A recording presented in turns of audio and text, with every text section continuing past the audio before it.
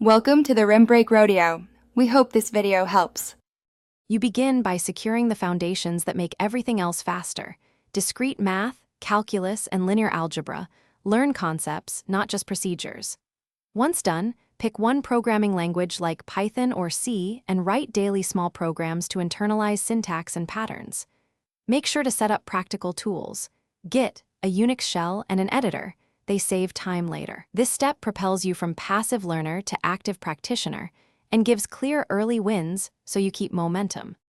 Now scale your learning into tougher territory. Tackle data structures and algorithms while always measuring time and space. Implement and compare variations to see trade-offs. Then study systems, operating systems, networking, and databases. Build a small web service and observe how components interact. At the same time, adopt software engineering practices, testing, design patterns, code reviews, and continuous integration. These make your projects reliable and composable. Keep iterating projects so concepts become tools you can use under pressure.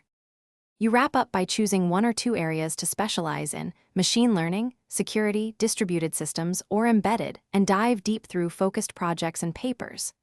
Once done, create a capstone, a polished, documented project you can ship and show, publish code, and gather feedback from peers. If things go wrong, debug methodically.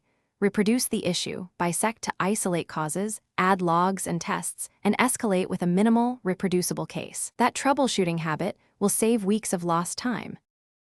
Thanks for watching. Consider subscribing if we helped you.